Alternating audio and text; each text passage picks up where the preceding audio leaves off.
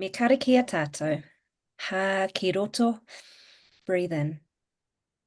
Ha ki waho, breathe out. Kia tau te mauri I kōkiri nei. Settle the mauri that stirs inside of me. Ko te rangi Māori e taku I rapu nei. It is peace that I seek. Ti hei mauri ora. Over to you, Andrea. Thanks, Robbie. Tēnā koutou katoa, and a warm welcome to everybody joining the webinar today with Dr. Brigit Mirfin-Veitch, Director of the Donald Beasley Institute, and her colleagues Umi and Robbie. This is a collaboration between Te Pou, the Donald Beasley Institute, Fragile X New Zealand, and Good Lies Wairarapa. My name's Andrea Lee. I'm the Executive Director for Fragile X New Zealand and the parent of a learning disabled young adult son. The seed of the idea for this webinar came from Anita Nichols, hearing Brigit speak at a conference. As a professional working in the disability sector, but also as a parent of two intellectually disabled adults, it struck Anita how important the information she was hearing was, and how most of us as parents, whānau, and or disabled people don't easily get access to it. So that was the driver for our action in bringing this webinar to life. Huge thanks to Brigit for agreeing to come on board and for Te Pou for their support. The information you will hear comes out of learnings from the Royal Commission of Inquiry and research with people with a learning disability. So to let you know, a recording of the presentation will be available online after the webinar. We plan to have it available in as many places as possible to increase the chance it makes it to the people and places it's needed. Again, thank you to Brigit and her colleagues for your generosity in allowing this to happen. Thanks also to those who've agreed to host the recording on the websites. A list of those organisations will be in the chat, and you will also be emailed a PDF copy of the slides. So you'll note there's an opportunity for question and answer at the end of the presentation. With the high number of registrations, we've had around 150, we are aware we may not get to answer all questions, but we will do our best to respond to as many as possible within the scheduled timeframe. Just to let you know that very specific or detailed questions will be difficult to respond to in the time we have, and responses will be generalised. The Q&A will not be recorded.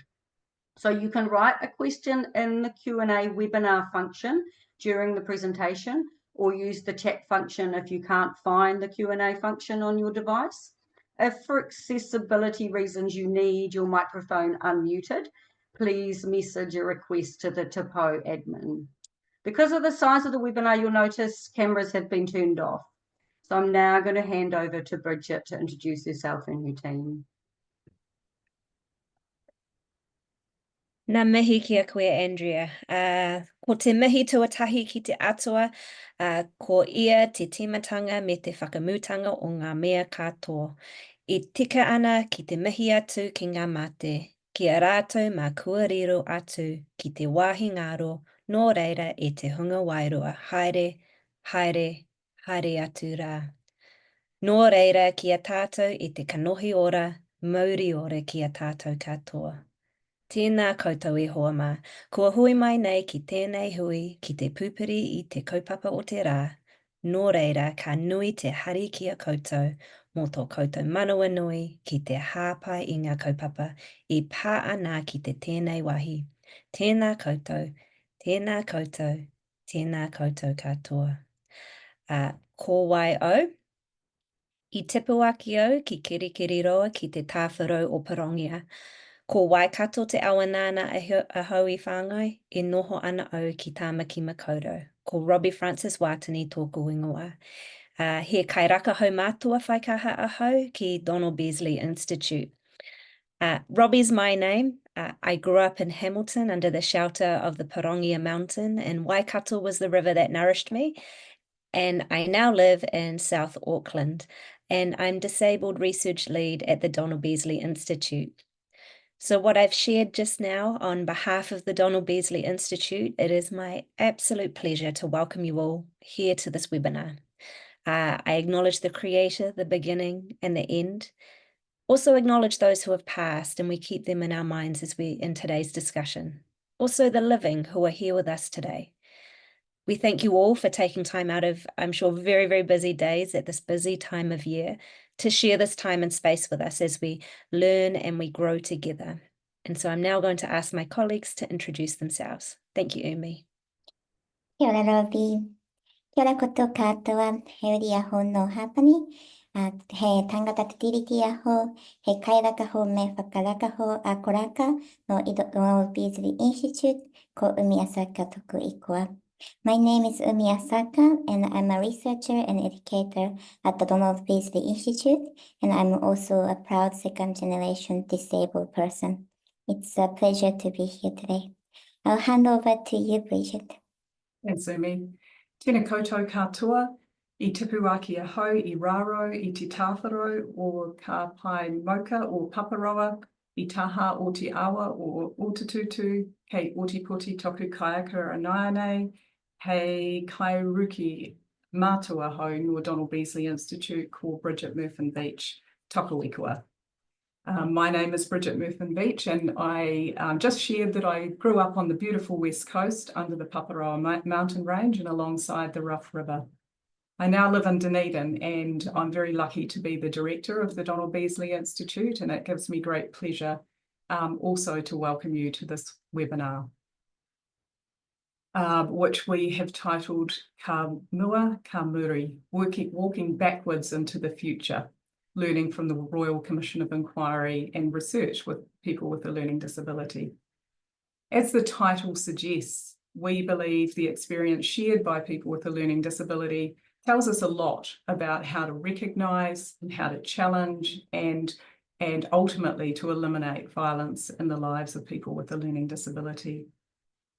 The research project we are speaking about today is called Tell Me About You, which is a project that contributed directly into the Royal Commission of Inquiry into Abuse and Care. And the purpose and the nature of the research means that we can't talk about this project, Tell Me About You, without talking about abuse. So we just wanted to say, please take care of yourself as you listen to our presentation. Take breaks if you need to, step out if you need to. Before we go any further, we'd just like to share a little bit about the Donald Beasley Institute, our organisation. We're a national independent research institute, and we're focused on inclusive and disability-led research and education. And on the screen is our team photo, including our toa, our organisation's grandmother, Hine Forsyth. And of our team of 11 of us identify as disabled, and 2 are the whānau of disabled people. We'd just also like to acknowledge, as is our way, our mātāpono, or our values. And every mātāpono is connected, and everything we do at the DBI is guided by these 5 values, and they make us who we are as an organisation. And they are, just quickly, whakatinana, honour te tiriti o Waitangi, whakarakatira, respectful, whakawhanaunataka, relational, whakamana, ethical, whakawhiranaki, accountable, and whakakotahi, inclusive. And last but not least is family.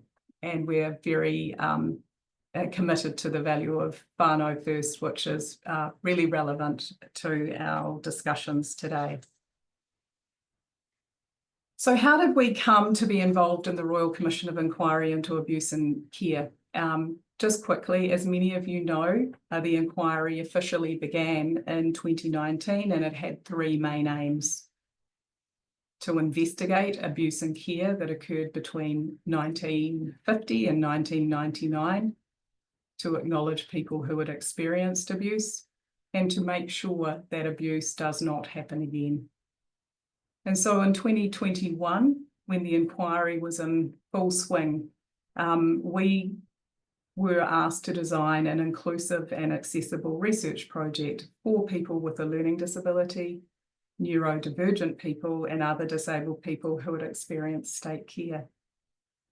And even though there have been great efforts made to be really inclusive, the formal inquiry pathways did remain unknown and in some ways inaccessible for some people. And for others, they didn't enable them to tell their stories in a way that they wanted to. So in response, we developed an alternative research-based approach to complement the other pathways into the Royal Commission. So we could make sure that people that we knew were frequently subjected to abuse in state care could have their stories make their way into the inquiry. And so we called the project Tell Me About You. Over to you, Umi.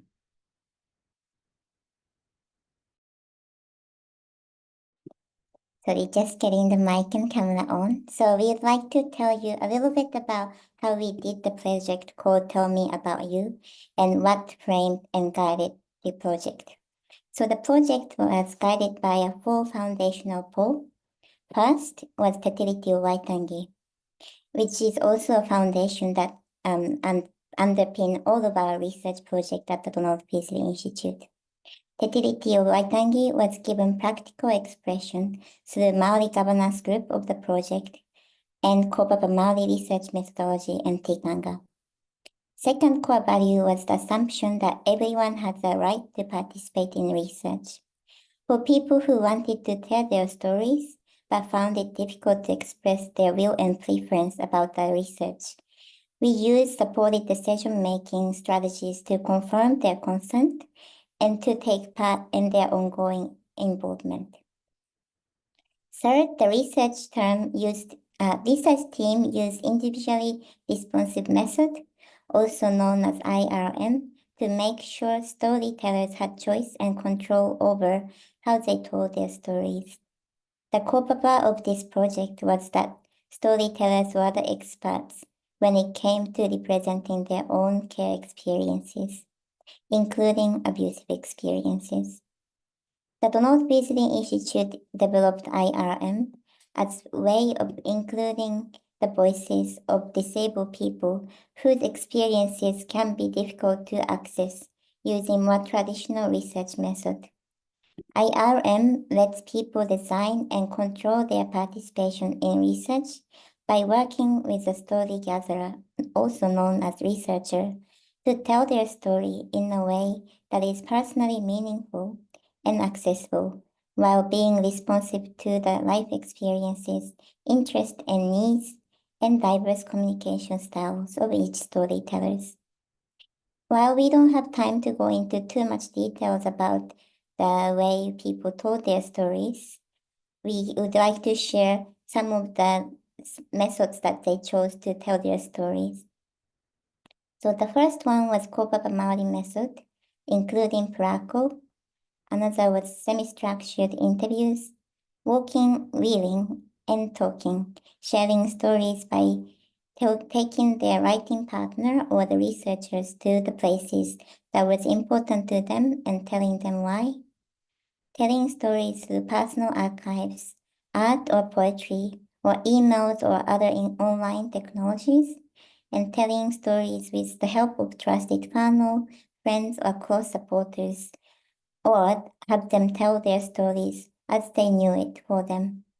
And every single ways of telling these stories were used within our project. First and most critically, the project was underpinned by a trauma-informed approach, which is based on understanding that trauma can affect individuals' thoughts and actions. You will have already noticed us using the term storyteller instead of survivor. The trauma-informed approach was one of the pole or the foundation that guided us to invite people who had experienced care to take part as storytellers rather than survivors. While we respect and use the term survivor, we use the word storyteller so the person could control their narrative and apply their own label to the care experiences. It came as no surprise to most of you here today that the word abuse and survivor while not often the term that storytellers with a learning disability apply to themselves at any stage of the research, even though all of us here today would use a term to describe their care experiences. So I just went ahead of myself a little bit just now, but I would like to share with you the focus of the project, which also aligned with the terms of reference of the Royal Commission of Inquiry. So the question that was asked within the project was, first, what types of abuse did people experience in care?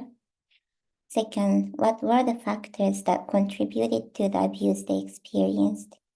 Third, what impact did the abuse have on the storytellers and their families, friends, supporters, and community?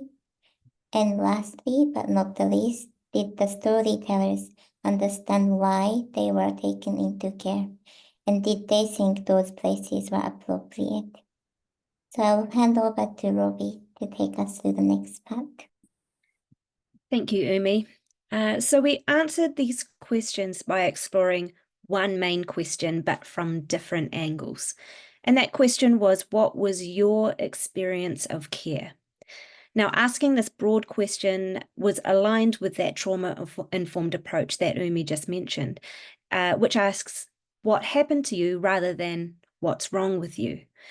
And when working with a group of people who had experienced a lifetime of being perceived as bad or deficit in some way, we needed to take a trauma-informed approach. And this also meant that storytellers could talk about both the good and the bad experiences in care. And this was quite important to storytellers who sometimes wanted to acknowledge positive care experiences and maybe relationships that they had. So who were our storytellers? Well, over about 15 months, we worked with 16 storytellers, including 12 men and 4 women, all aged between 45 and 75 years of age. They were ethnically diverse. 10 had a learning disability, 3 identified as autistic, and 1 storyteller had a neurological disability. We had ethics approval for storytellers to either use their own names or they could use a pseudonym. This meant that we had to work really carefully with each individual to make sure that they fully understood and had thought about the long-term impacts of being identified as, for example, a survivor of abuse in care for potentially the rest of their life. And as a result of this process, actually almost every storyteller chose to use their own name. Now, in the Tell Me About You report, the stories are presented in full, and this is our way of honouring each storyteller's journey into, through, and beyond care, acknowledging that most of the storytellers still remain dependent on the disability or health system in some way. And to us at the DBI, these 14 stories are the heart of this project. They are precious, precious taonga. And we urge you all to read or listen to the stories, which can be found on our website, and we'll provide a link a little bit later. But I also wanted to note they are confronting and at times pretty distressing. They provide intimate details of the full spectrum of abuse that storytellers had experienced, from cultural, spiritual, financial, physical, sexual, psychological, medical, educational abuse, and violence. And they happened in childhood and in adulthood, right across that lifespan. Now today, though, we're going to focus on the very broad systemic findings. We've decided to do this because this is what has the potential to help us better recognise violence and abuse and to collectively commit to those actions that will help to prevent it from happening in the future. Now, a key focus of the research was to understand more about the physical, the cultural, and the emotional landscapes where abuse was able to occur. And the individual stories provided us with an overarching view of these landscapes. But we also drew on what is known as the ecological model of disability, violence, and abuse to collectively analyse these stories. The ecological model is a framework for exploring and understanding the relationship between factors that both impact on disabled people, as well as creating environments where violence and abuse can occur, making a good fit with the questions the Royal Commission of Inquiry sought to answer and to assist us so that systemic abuse never happens again. The ecological model explores these factors, as you see in the picture here, at an individual, a relational, a community, and societal levels, and was important in the context of the Royal Commission, as it provided a way to challenge the notion that abuse against disabled people was simply a few bad things being done by a few bad people. No. The ecological model also enabled us to move beyond abuse and violence events to understanding more about the factors that enabled it to occur. It helped us show that the abuse and violence experienced by people with a learning disability was systematic, that it did not occur because disabled people are inherently vulnerable, and we're going to come back to this point later because it's an important one.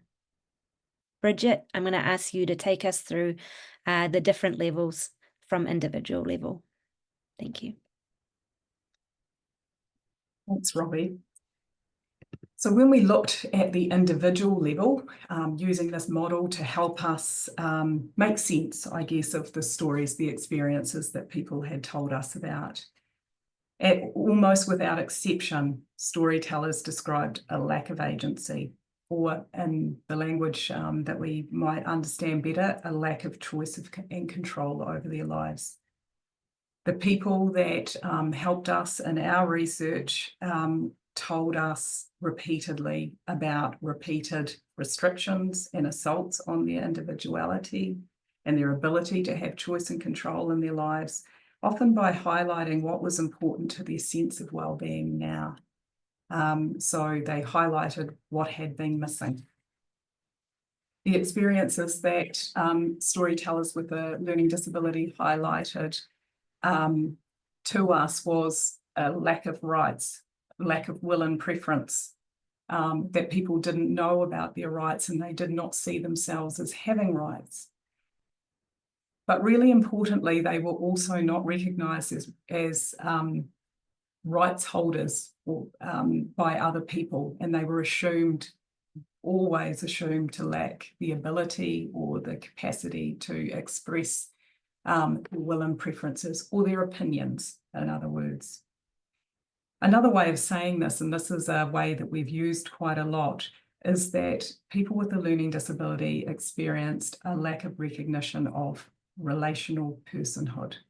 And in our project, and Tell Me About You, we came up with a definition of personhood as being respect for an individual's essence of being, their freedom to make choices and have autonomy, their freedom to love and be loved, to belong to and to relate to others. The personhood of storytellers who took part in Tell Me About You was constantly challenged. It was challenged by medical practitioners, by carers, and by staff and other managers and other people in the care settings that they lived in. It was common for them to experience cultural alienation, or a loss of being able to engage with their culture, and a loss of their personal identity. None of the storytellers with a non-European cultural background had access to their culture or their cultural practices, and that general loss of individual identity was central to all stories. And I think many of us here today have listened to the words of the late, great Sir Robert Martin around that loss of individual identity. Feeling lost and invisible is a really personal feeling, and those dehumanizing experiences, though, are created and they're reinforced and they're maintained by things like colonization and racism and ableism and disableism. And all of those oppressions are related, and they appeared at every level within the ecological model. When we looked to the relational level of the model, we're asked to think about power and control in the relationships that disabled people have with family, whānau, with peers, with intimate partners, co-workers and others in their day-to-day lives, including within their relationships with paid carers, with educators, health and allied health professionals and workers in disability service systems, past and present and future, actually. The storytellers in Tell Me About You describe relationships that were characterised by others holding power over them. There's no other way to explain it. They experienced direct and repeated physical, emotional, psychological abuse and neglect, particularly in the forms of forced seclusion and a high rate of sexual violence. And that violence and seclusion and abuse was perpetrated by people who were paid to care for them. We're all aware of this, unfortunately. Without exception, efforts to report abuse were diminished, not treated seriously, or led to retribution or retaliation. For many of the storytellers, these experiences were connected to someone making decisions about them or for them, a really central theme or message that came through from storytellers. It was really clear that these substitute decision makers in people's lives didn't have a meaningful relationship with the people they were making decisions about.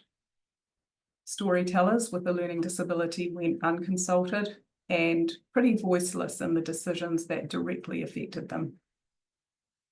And this was particularly obvious in the management of family and whānau interactions and relationships. And so what we saw, and what people told us, was that they had a lack of opportunity to form and manage equal and respectful social relationships with family and with peers and with other people in their lives while they were in care. And so that was a really strong feature of the relational level. And for some people, some of the storytellers with a learning disability, they had been actively prevented from maintaining a relationship with their families. And sometimes that lack of, or that loss of connection with their whānau was irreversible. Umi, I'll now hand over to you to take us through the next couple of levels. Thanks, Brigit. So, ecological model also challenges us to think about how disabled people are positioned within their communities, including how these perceptions impact and shape how disabled people experience their care and relationships. And when we say community, we mean their local community as well as how our perceptions are shaped. And so this level of model make it clear that community attitudes towards disabled people impact their experiences and extent to which they experience the benefit or the risks of associated being inside or outside of community. When we analyze the story using the community level lens, we identify a critical lack of access to housing, employment, and education. And unfortunately, we know that some of this is still true to this day. The stories shared in Tell Me About You illustrated the fundamental erosion of the rights to make decisions about where to live and make a home. Some storytellers described how they entered care due to a lack of support for their family carers, while others didn't know why they were entered into care. And one storyteller who shared their brother's stories said that they were placed in care because they could not participate in education. And no one chose to live in care, or nor could they access housing in the community. In fact, one storyteller with a learning disability had never genuinely chosen where they wanted to live and who they wanted to live with. And storytellers were also understood as non- or unproductive members of community members. This was clearly reflected in the work experience they did when their work was unpaid or underpaid. Being labeled or perceived as non-productive meant that their place and rights within the community was continuously under threat, and storytellers were universally understood as recipients of services and supports, and in substitute or reliant on the state.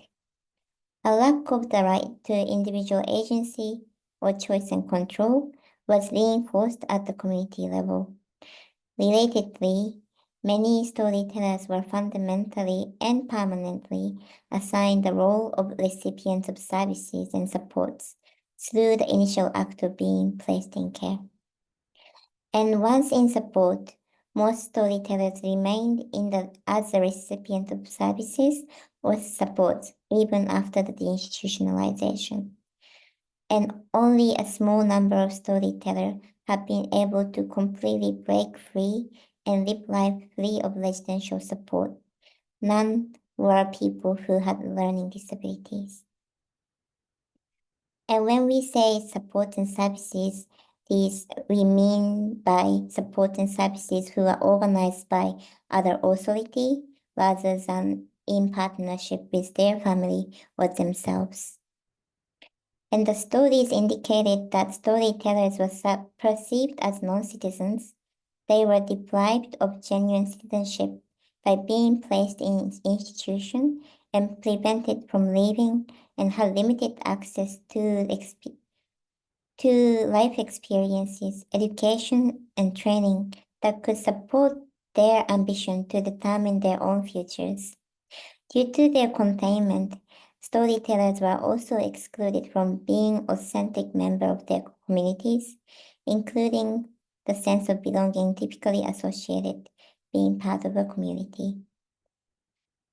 And finally, we look to the systemic and societal level of ecological model and understanding how social structures impact and shape disability abuse and violence requires recognition that way society works is structured and framed by privilege and power embedded in economic, political, and social policies and practice that focuses on the dominant and most productive, in a quotation mark, members of society. For disabled people, there is a history of exclusion from these systems and discrimination within them. When we analyze the societal level factors, we observed laws and policies that denied legal personhood rights. We know that policies relating to support for disabled people in the era of institutionalization were developed in response to a system that valued segregation and neglect. It was also clear that education, employment, and health models segregated and specialized. Storytellers described being separated from their families, taken away from homes to institutions that were special service. Often these separations were brutal, occurring against the will of the disabled people, and often in absence of their involvement in the decision-making process. Limited access to legal and societal protection. Disabled people in care had little effective control over how they were treated, or no clear pathway to justice, or to seek accountability for the violence and abuse they experienced. Storytellers were often outsiders in society. Support and treatment was provided outside or away from the mainstream society.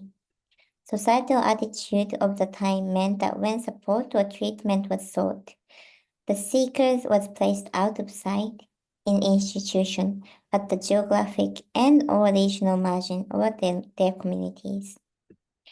So what does all of these analysis add up to? I'll hand over to Rovi to talk about that.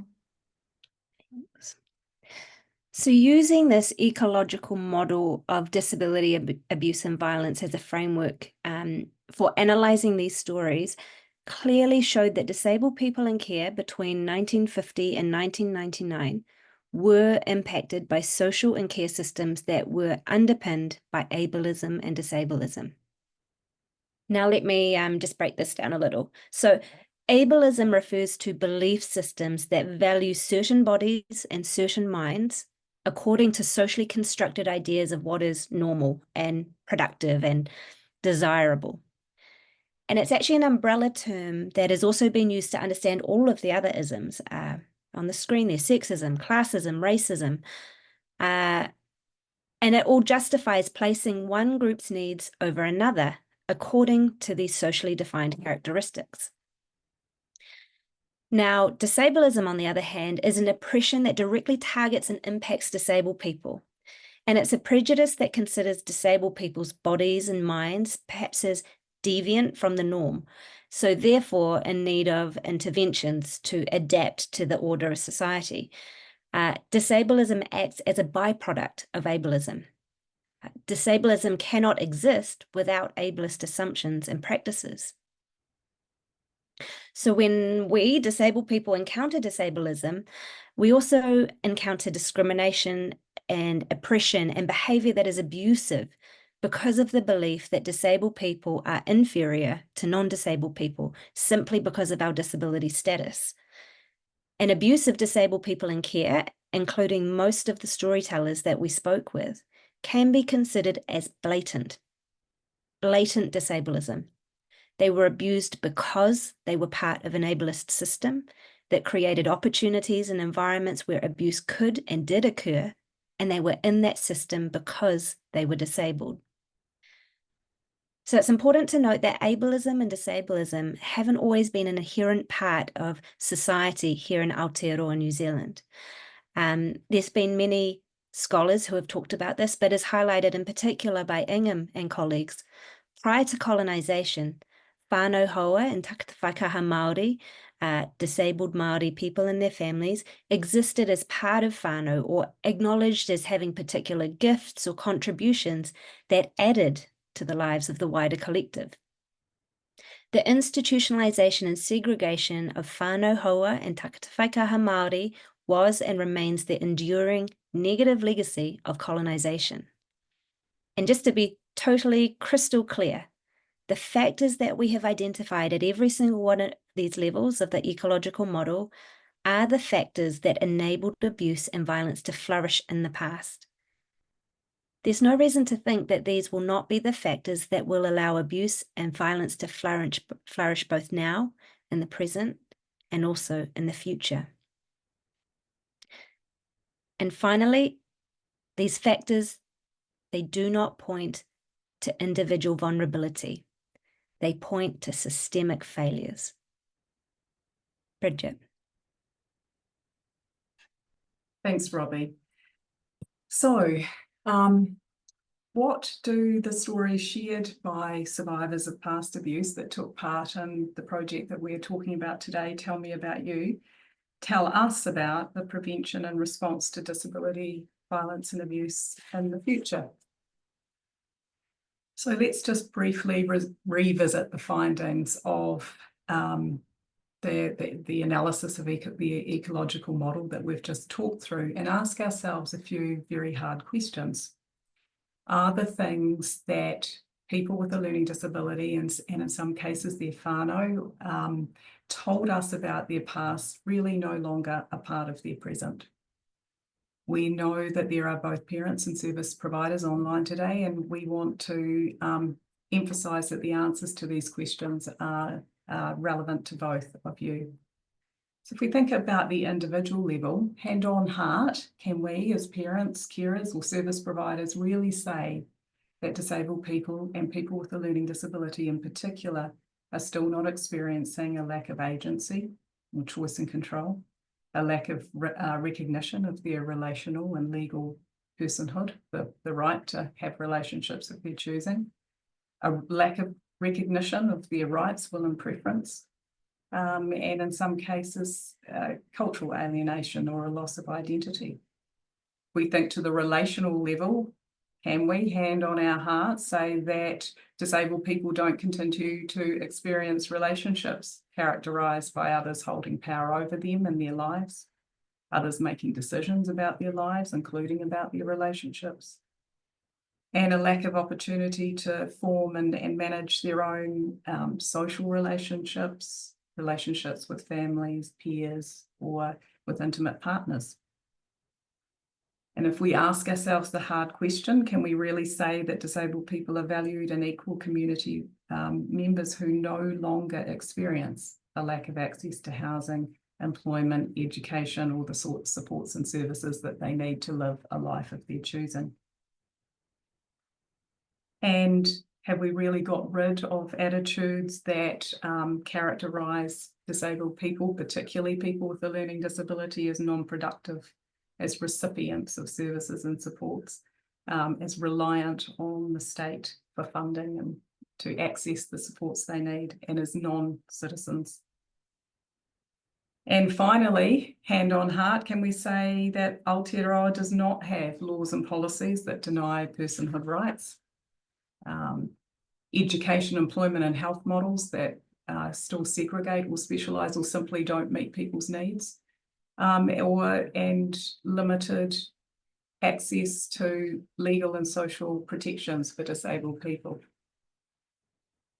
So while we can, and I hope we will, all continue to think deeply about these questions, I know that many of you are probably wondering about or considering or thinking about right now broader government policies and decisions, especially the recent changes in the disability sector, and whether these will address the factors that we have that have been identified as leading to abuse, or whether they will further entrench those factors. And while it might feel like we can't do much to change political administrations or priorities or cycles, there are things that we can all commit to doing. So if we think to some of the solutions, first, let's commit to the tools that should be guiding us as disabled people, family, whānau, close supporters, allies, service providers, whoever we are. And they are Te Tiriti o Waitangi, the United Nations Convention on the Rights of Persons with Disabilities, the New Zealand Disability Strategy, and trauma-informed approaches to policy and principles such as enabling good lives. These fundamental and enduring documents, even though sometimes they might feel quite far away at the moment, remind us of the foundational or principles disabled people themselves identified as essential to their lives. They can also guide how we respond to the factors that can enable abuse to occur at all levels of that ecological model that we've just talked about.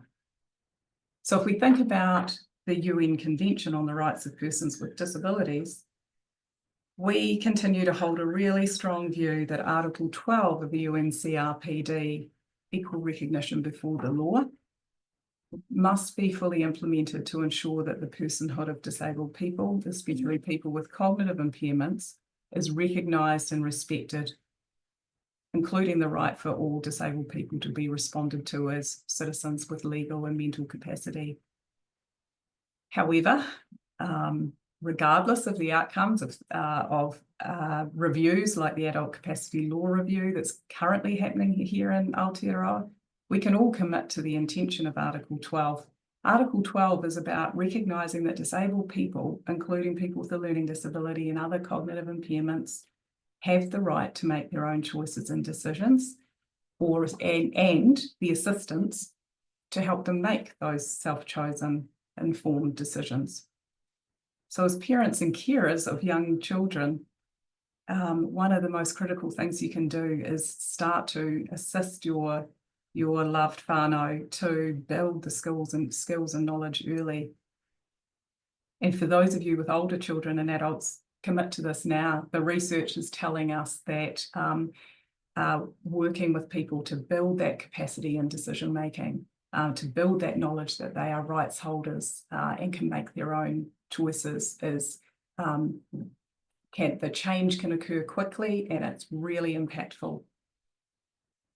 I know also that it's hard for some people, including myself, to try and move beyond thinking about what you or others think about what someone else's best interest is, but teach people from the earliest possible opportunity to know their rights and to express their opinions. Other people, professionals, organisations and systems working in ways that were supposedly in disabled people's best interests led to the level of abuse in care the Royal Commission of Inquiry has so starkly evidenced over the past several years, and certainly acknowledged the apology last week. Knowing your children's human rights as well as their will and preferences, however they make those known, is critical.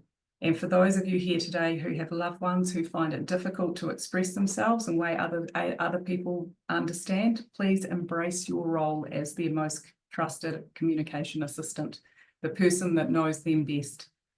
If the Royal Commission has told us anything, it is that disabled children and adults were not listened to or believed over many decades, a situation created by the ableism and disableism Robbie spoke about earlier. We can change this right now. We also urge you to be vigilant to small and large abuses. Some of you may have attended Professor Sally Robinson's presentation last week at the University of Otago Critical Disability Studies Network. Sally talked about everyday harm, so-called minor assaults on a person's sense of identity and self-worth. Things like teasing, joking, staring, excluding, not being asked for an opinion. These everyday harms are evidence of a clear lack of respect for people with a learning disability. And the storytellers and Tell Me About You describe those everyday harms in detail and at length. And the accumulation of those over a lifetime appeared to have more of a lasting impact on people than some of the more overt abuse and violence they described alongside these everyday harms. And those everyday harms happened in families, within service relationships, and within all community spaces. And when a person with a learning disability is upset, they're often told to ignore those small or unimportant issues, but please take them seriously. And if your family member is someone you support cannot easily express their feelings, be observant to those everyday harms. Be their best communication assistant and challenge them. This is how to start a culture shift that costs nothing, but is deeply important to ensuring people with a learning disability live lives as free of abuse as possible. And I'll just hand over to you, Umi, to close us out.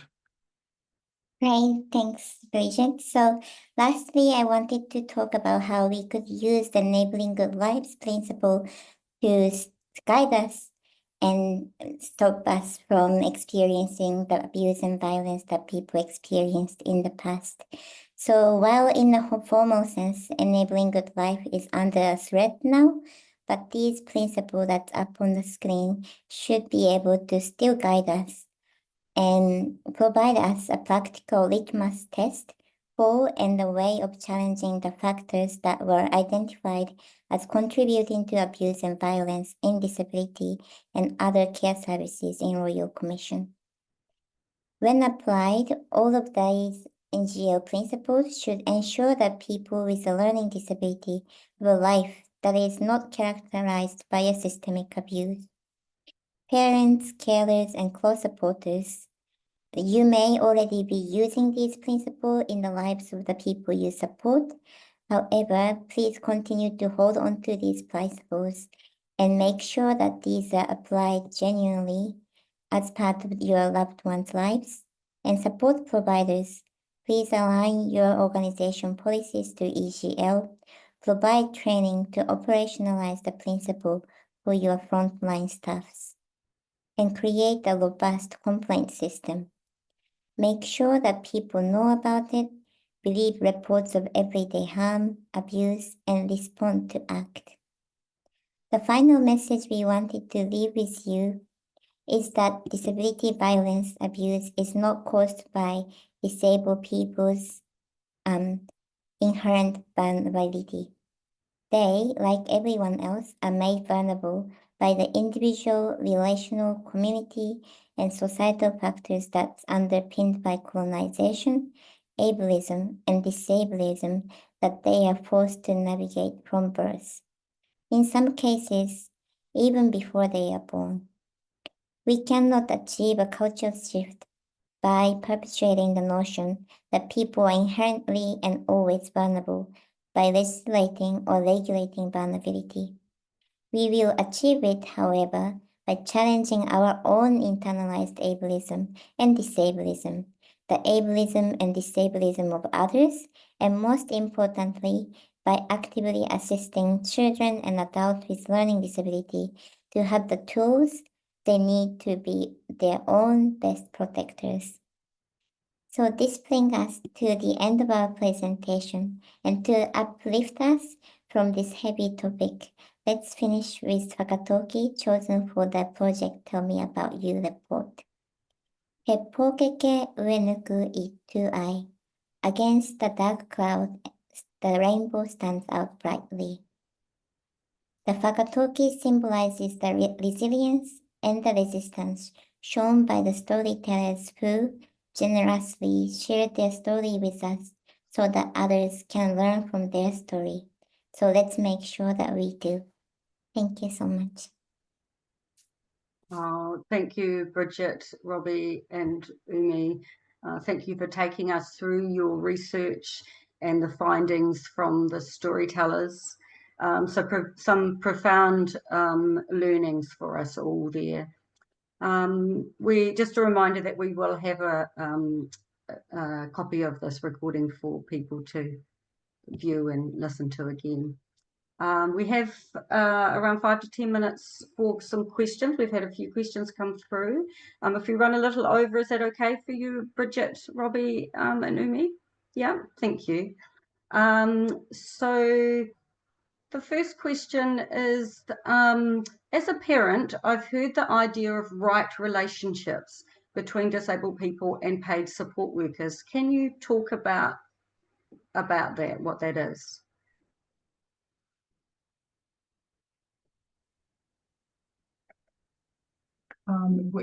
Would you like me to take that question, Robbie and Umi? Yeah, you get us started, and then I can perhaps finish off. Absolutely.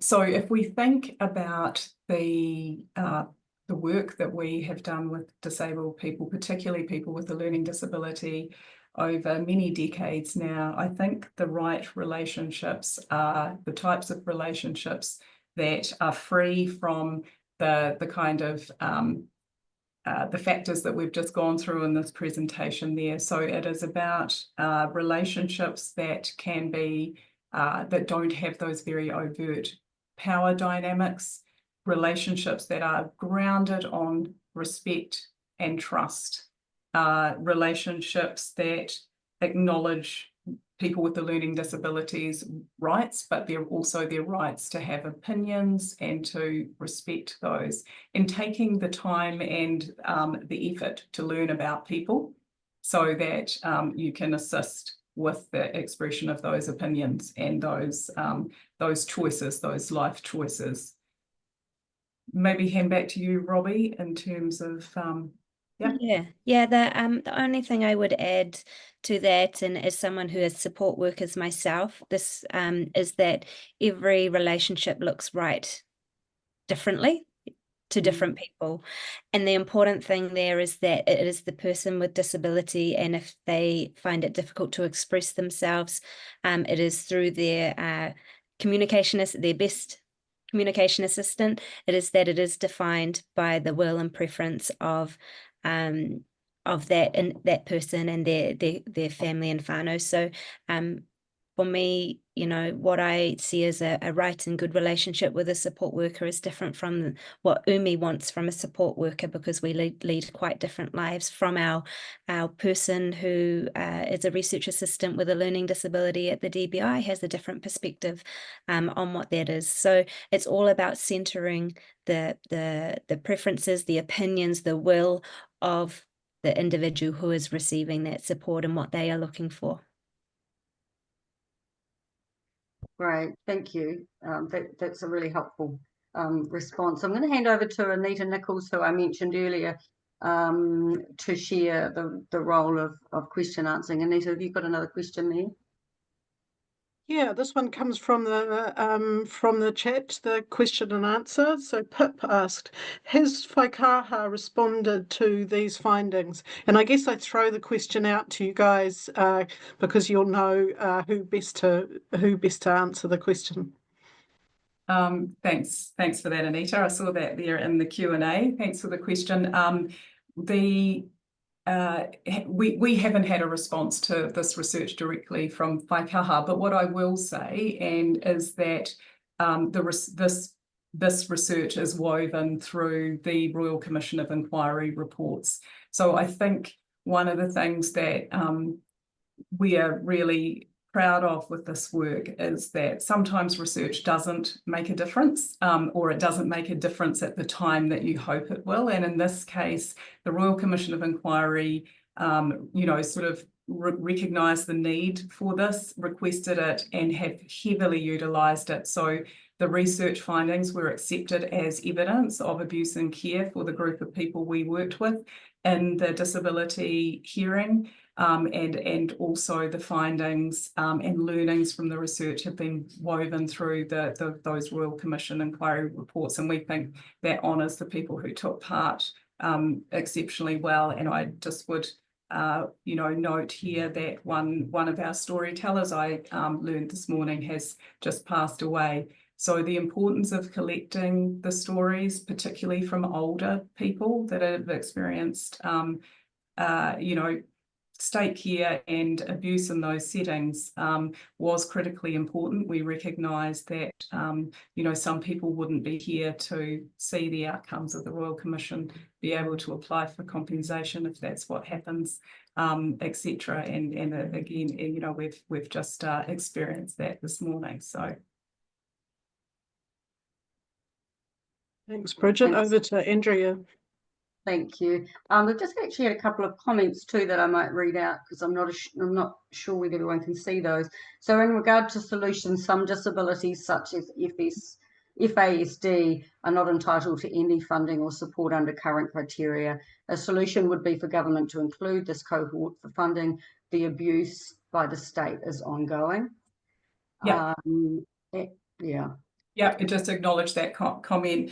Absolutely correct. And I think, in our presentation, many of you out there will have definitely made the connection between the reasons that led people into state care being a lack of family support, a lack of funding, a lack of resourcing, and we need to be really mindful of what is occurring now, and we are deeply aware and acknowledge the restrictions and the lacks and the cuts, etc., that are impacting disabled people and their whānau right now. Thanks, Brigit. This comment, another comment from a attendee as well, which I guess in some ways follows on, but I think is also important. So often family members are so traumatized by policy and abuse by the state, it is hard for them to advocate effectively for their loved ones. So again, a comment, but again, important. Yeah, absolutely. Again, acknowledge and empathise. Again, it is family and whānau who are your loved one's best supporters, and it's a tiring task and a traumatic task, and we absolutely recognise that, but you do play this really critical role, and so hopefully we can support you in some way by highlighting that important and critical role that you play. Thanks, Brigit. So another question here, oh, sorry, Anita, shall I jump back to you? Did you want to keep going? I'm aware of time. So how was the 1950 to 1999 time frame decided on? So that was the time frame, that was the terms of reference of the Royal Commission of Inquiry into Abuse and Care. So that was decided on by the Royal Commission. Originally, it was going to be a longer time frame, coming to a bit more of the current. Still, I think it was 2006, wasn't it, guys? And so, but then that time frame was taken back. So we had to work within. With people who had experienced care in that period of time. The point that we want to make and want to continue to make is that that some of those things that led, those factors that led to abuse in the past have that potential to be present in people's support arrangements and relationships and other things now. So hopefully that answers. And in fact, we see it across all of our work at the Donald Beasley Institute. So this is just one of a wide range of research projects that we have been working on, that we are working on. And in every single one of our research projects, we see these same issues continually arising. So as researchers, we feel it is our responsibility to provide the data and evidence that repeatedly speaks to these ongoing issues. So while this project might have finished, we are still seeing the same things in our bias and policing work, and our monitoring of the UN Convention on the Rights of Persons with Disabilities, and our work around access to services. So we are consistently highlighting it because it needs to be highlighted again and again and again. And we know change is possible. We have seen change happen incrementally, slowly over the years, but we have to keep pushing. We have to keep doing this, this mahi to ensure that we are working towards a better outcome for our disabled disability community and their whānau. So yeah, watch this space. Lots of stuff coming out at the moment around all of these issues that have been identified by the comments here. Thanks, Robbie. I'll hand over to Anita for the last question. I can see people are dropping off. We've got time for one last question. Yeah, so a question: what enables people with learning disability to speak up about issues that that they're worried by? I guess it's the fundamental underpinning of a lot of what you've talked about through the session. Yeah, so I think there's a lot of pieces to it, and I think given this webinar had its genesis and thinking about what was having the opportunity for family and whānau to be involved in thinking about this, that one of the critical things is that kind of starting early, and this is not just us saying this is the research in terms of creating your little amazing person as someone who recognises that they have rights and can express opinions and make decisions.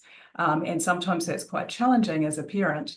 But what we know from the research is that if you're building the capacity in young disabled people's sense of self, but also that sense of making their own choices, then you are going to create that capacity in them to challenge and to question things that are happening to them. The people that we talked to in our research didn't have that kind of a experience in their young lives, and they didn't recognise that they had rights, and they didn't recognise that they could challenge things. And then, of course, they experienced all sorts of a system that even if they did get close to making a complaint, that it didn't respond to them. So that is one of the things. And I think the other is that that sometimes if I'm thinking about people who it might be really difficult to have a clear sort of understanding of what their will and their preference and their choices are, that again, families are really critical in that. And I was we chose the language of being a communication assistant. A communication assistant is someone who helps the other person to understand what others are saying or communicating to them, and to communicate back out to those that are around them. And I think, families are the person that knows, your family member best. And supported decision-making is something that we're really passionate about, even for people who others find it difficult to accept have capacity to make decisions. Again, that's you as families, as close supporters, as people who love that person that knows them best, however they express their choices, their likes and their dislikes, etc. But starting early is really critical. Thanks, Bridget. Yes, communication assistant. That's a great term. I like that. It's a little bit more neutral, isn't it? But so important and critical. But we have had one last question, if you don't mind. If we ask that, are you okay if we do that, guys? Thank you. So How can we protect those who are not able to make their own informed choices when it comes to relationships with others, such as dating relationships, such as those who are not able to consent to sex under New Zealand law due to significant impairment? So that is a massive question, Yes. and we probably don't have time to do it justice today. However, and there's a number of parts to it. We're actually, trying to make sense of that, unpack it in a way that's going to be useful for people going forward. And, a lot of that question relates to some changes in legislation, some reform of legislation, and, a real concern and desire to protect people. I think the short answer of the question today is that we really need to be very, very careful about how we position disabled people in our laws, and to not perpetuate that notion that people are inherently vulnerable, need to be protected from relationship, etc. I think there's other ways to answer that, or to address that concern. But yeah, so I think in the time we've got today, it's probably not a question we can answer quickly. But what I will say is that at the Donald Beasley Institute, we are trying to unpack that, the questions that sit around that, or the kind of context that sits around that question as quickly as we can. And we'll let you all know when we've got an answer that's accessible and kind of makes sense in that space. So again, a long-winded answer, but it is a really tricky question. Oh, thank you, Brigit. That's tough, isn't it, to end on? On a fairly one, but I can sense another webinar coming out of it. So we'll get planning. But I think it's probably come to the time where I would like to again thank Brigit, Umi, and Robbie for your really considered and powerful presentations. There's a lot to think about and process. I'd like to thank the participants. I hope the information has been of value. I'd like to acknowledge and thank Leah at Te Pou, who has been setting up in the background and doing administrative support for the webinar. Just to remind everyone that there will be an email going out to all participants with a copy of the presentation and potentially a link to the recording, depending on how long that takes to happen. So that's all from me. And again, thank you to everyone. I'll hand over to the Donald Beasley Institute for our karakia to close.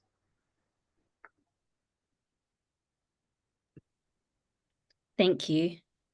Been an awesome session today, and I encourage you to reach out to us at the DBI with further questions. And if you'd just like a yarn about any of these things, we're always open and available. Me karakia tātou. Kia ora te marino, kia whakapapa pounamu te moana. Hei huarahi, mā tātou I te rangi nei. Aroha atu, aroha mai, tātou I e tātou katoa. Hui e tai ki e. May peace be widespread, may the sea be like greenstone, a pathway for us all this day. Let us show respect for each other, for one another, bind us all together.